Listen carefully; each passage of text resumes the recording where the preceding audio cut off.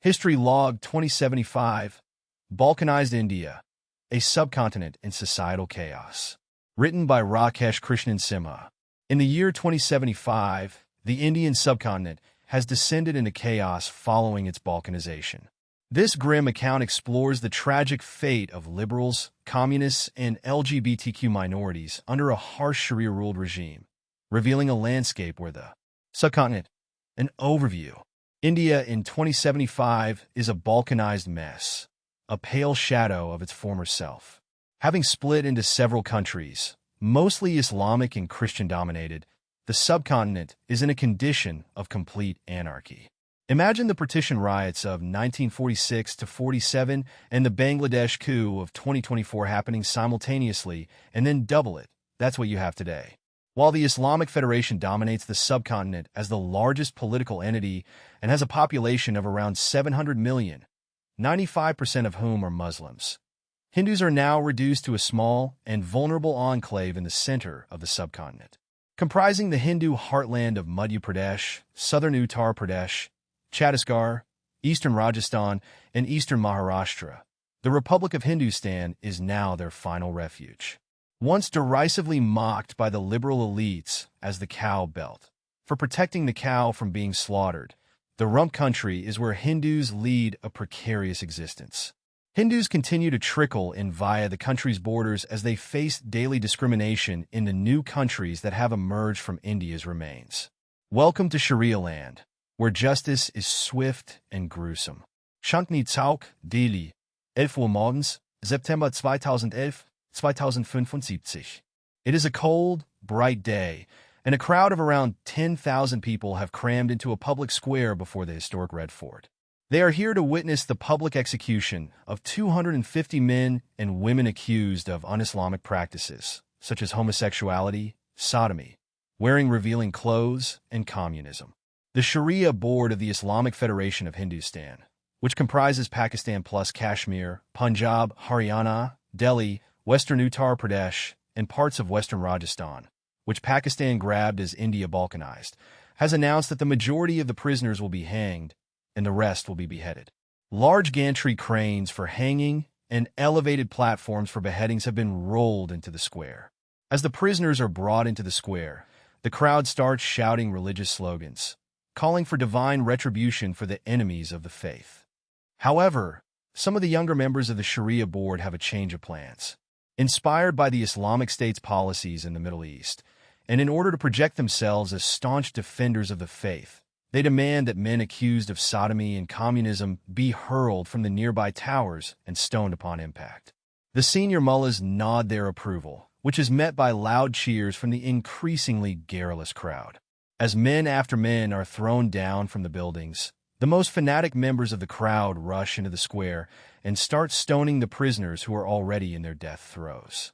A group of prisoners, whose turn is next, protest that they belong to the Communist Party and had supported the Muslims against Hindus, and therefore they should be spared. The Sharia board members laugh derisively at their naivete.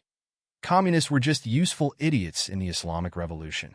Now that we have accomplished our mission of breaking India, we no longer need you. Plus, you are traitors, and we don't trust such people. Tomorrow, you could betray the Islamic Federation. More to the point, communism is anti-God and, therefore, against the principles of Islam. The punishment for atheism is death. Meanwhile, the morality police formed along the lines of Iran's guidance patrol had brought around 24 female prisoners accused of various crimes such as not wearing the hijab, wearing jeans and skirts, consuming alcohol, providing sanctuary for their LGBTQ friends and family members, and downloading banned books such as the Satanic Verses, The Second Sex, and I Am Malala. These women are in a state of complete panic as they witness the executions of their friends and colleagues happening right before their eyes.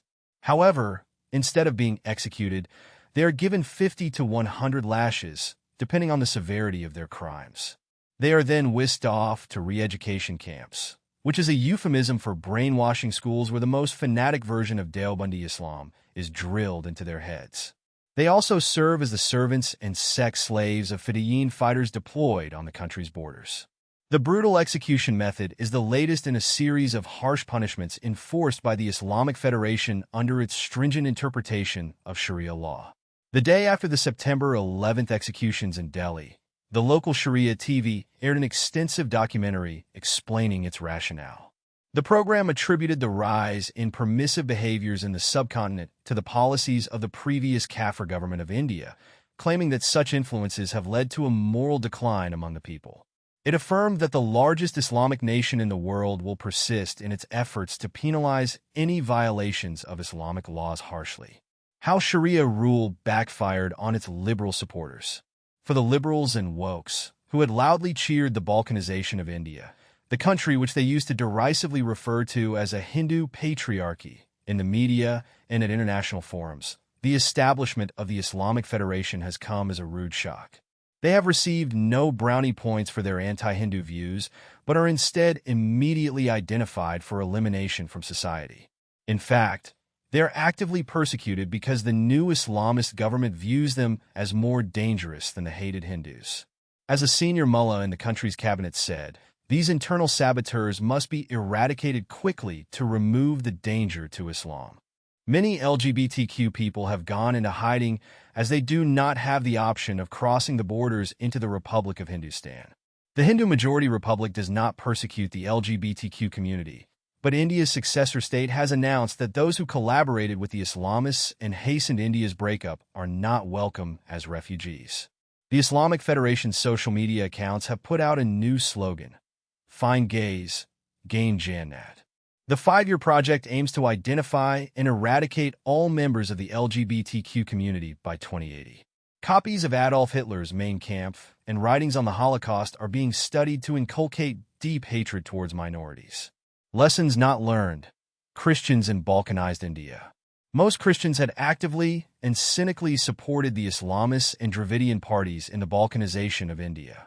Their view was that while they were a small minority in Hindu-majority India, they could become significant players or kingmakers in the vociferous states. Unfortunately, they didn't learn from history that supporting Muslims never pays off. During the prelude to partition, the Christians across India were seen and heard chanting slogans, "Long live Pakistan."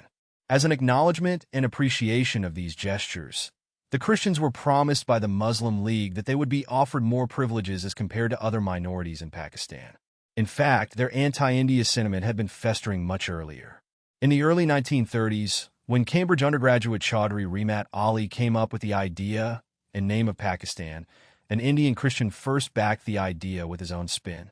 Well-known Christian leader Joshua Fazluddin wrote in the Daily Inqilab that Pakistan, having a relationship with Central Asia, was a separate country and had no connection with the rest of India, and that he was in harmony with Chaudhry Rahmat Ali regarding the separation of this territory from India, as it was in accordance with the voice of God.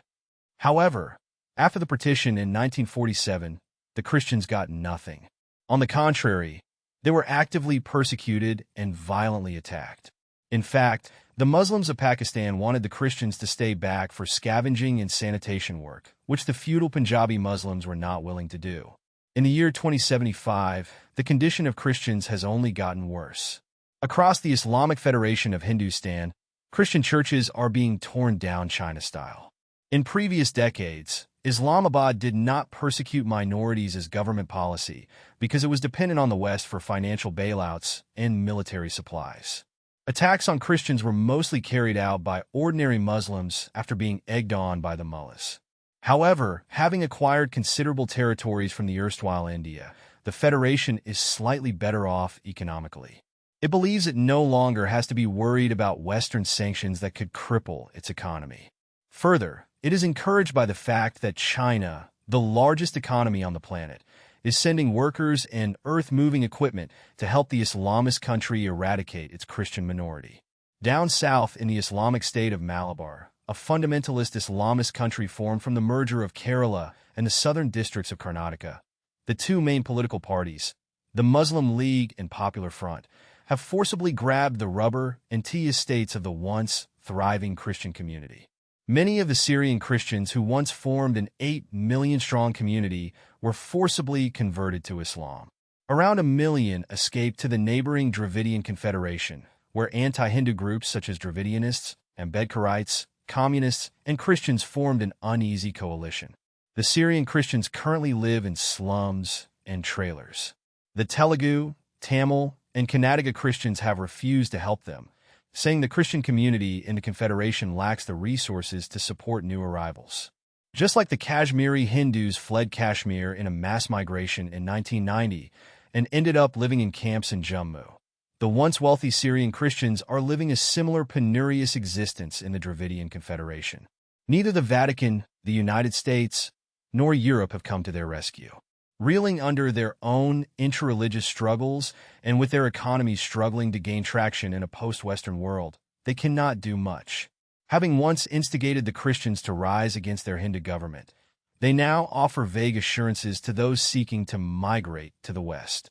A small number of Latin Christians, who once dominated the economic hub of Kochi, have migrated to Portugal, using their church connections, but the government in Lisbon rejected a vast majority of such applications, citing cultural and racial incompatibility between the Portuguese and Malayalam-speaking Latin Christians. Having cynically used India's Christians in their mission to remove India as a strategic rival, the West has now hung them out to dry. Some of the prominent Christian leaders have left the subcontinent and currently reside as refugees in the US and Australia. Europe, where Muslims have grown into significant minorities, forming 30 to 40% of the population in places like France, Belgium, and England, has refused to accept any Christian refugees from the subcontinent. Understandably, the Republic of Hindustan has rejected the refugee applications of Christians who supported India's balkanization.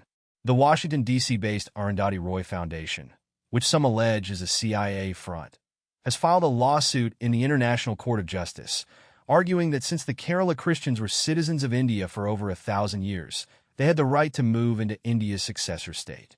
Interestingly, in 2050, the foundation had called for the demolition of the Narmada Dam, and its lawsuit against the dam in the International Court of Justice is continuing. A spokesperson for the foundation said the two issues are separate matters. The Republic of Hindustan's External Affairs spokesperson issued a note, saying those who backed the country's balkanization would not be considered for asylum, noting that Kerala Christians had opposed the Citizenship Amendment Bill that enabled persecuted Christians from Pakistan, Bangladesh, and Afghanistan to seek refuge in India. Agony of Ambedkarites. Interestingly, one of the first decisions taken by the various breakaway constituents, including the Islamic Federation, the Islamic State of Malabar, the Eastern Coalition, which comprises Bangladesh plus West Bengal, Bihar, and Odisha, the Islamic Republic of Kashmir, and the Dravidian Confederation, was not of a religious nature. Almost in unison, they scrapped the special status of scheduled caste and tribes, depriving the so-called lower castes of reservations in educational institutions and government jobs. The view of the Islamic majority is simple. In countries ruled by Islamic laws, there is no scope for anyone to claim minority status. There is no quid pro quo. If the Muslims enjoyed minority status in erstwhile India, it was entirely the decision of the Hindus, and Muslims today are under no obligation to reciprocate. As the majority, it is the Muslims' prerogative to take a 100% share of the resources. The Scheduled Caste Atrocities Act, which was enacted by the Indian Parliament in 1989 to stop hate crimes against the weaker sections, has been scrapped.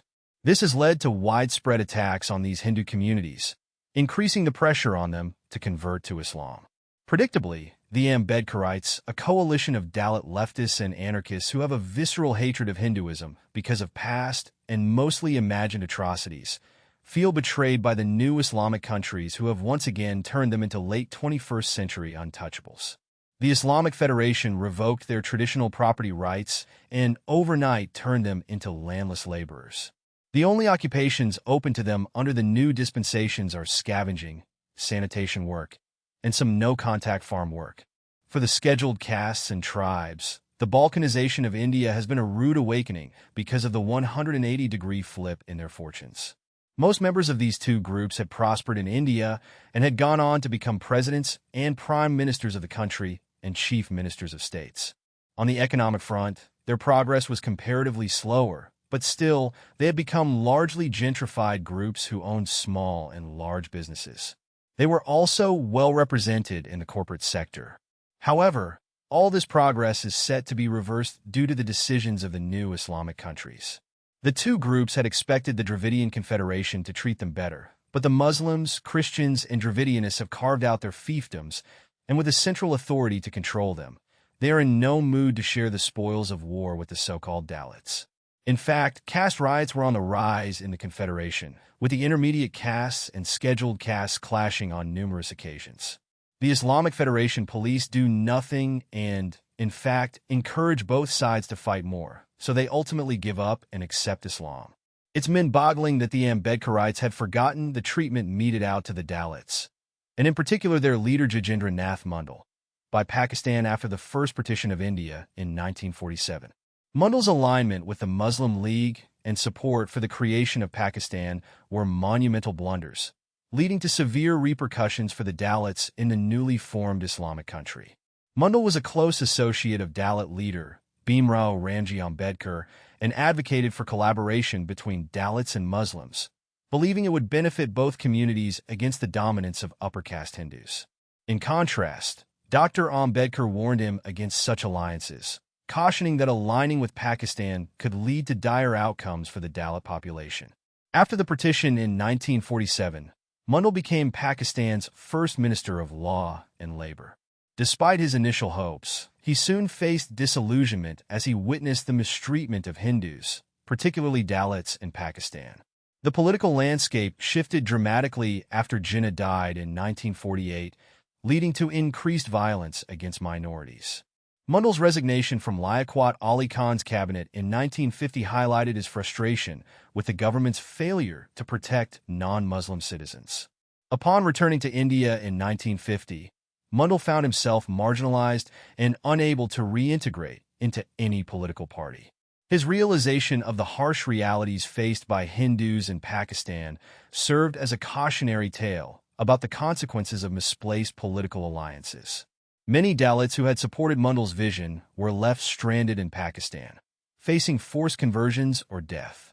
Mandal's experience offered a critical lesson for 21st-century Dalit leaders, understanding the broader implications of political strategies and alliances.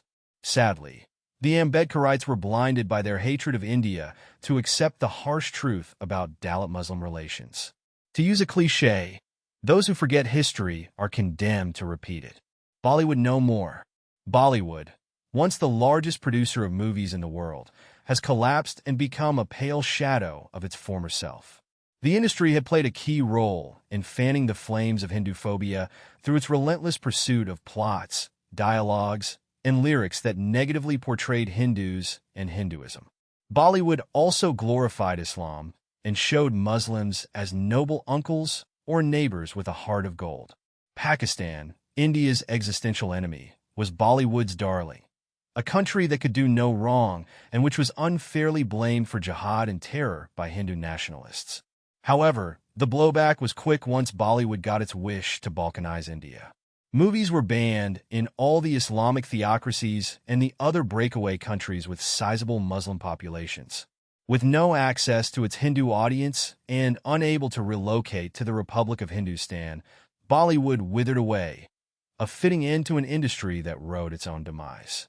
No country for Kafirs. After the collapse of the Soviet Union in 1991, American political scientist Francis Fukuyama wrote a book, The End of History and the Last Man, in which he said that the defeat of the Soviet Union signified more than just the conclusion of a historical era. Fukuyama argued that the moment marked the end of ideological evolution for humanity, with Western liberal democracy emerging as the ultimate form of government. However, Fukuyama was proved wrong within just a couple of decades of writing the end of history, with the irresistible rise of China, India, Russia, and other non-Western countries. Even as the Western world, led by the liberals, set upon the path of self-destruction, much of the world rejected the freewheeling and chaotic democracy of the West. But the term end of history perfectly sums up the post-Hindu Indian subcontinent, because after the Islamic takeover, history has indeed ended. In most of the subcontinent, there is very little non-Muslim presence, except in the rump country around Madhya Pradesh, where the last remaining Hindus are holding out. Most non-Muslims live in fear and under the radar. Hindu, Jain, and Buddhist temples and Christian churches have been stripped of their wealth and have been converted into public picnic spaces. Non-Islamic religious processions are banned. Television entertainment has ended in the Islamic theocracies, which now broadcast only Quranic programs. Cinema theaters have been closed down. Education is almost entirely madrasa-based. The famous Indian Institutes of Technology and India's secular universities are now theological centers of Quranic studies. The United Nations predicts that almost all the new Muslim countries in the subcontinent will run out of doctors in a generation, plunging the region into a healthcare crisis. However, the subcontinent's new Muslim rulers are not worried by temporal issues.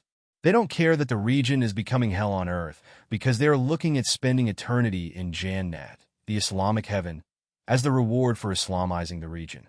Limits of tolerance. Philosopher Karl Popper described the paradox of tolerance as the seemingly counterintuitive idea that in order to maintain a tolerant society, the society must be intolerant of intolerance. Essentially, if a tolerant society permits the existence of intolerant philosophies, it is no longer tolerant. Popper first conceptualized the paradox of tolerance in his 1945 work, The Open Society and Its Enemies.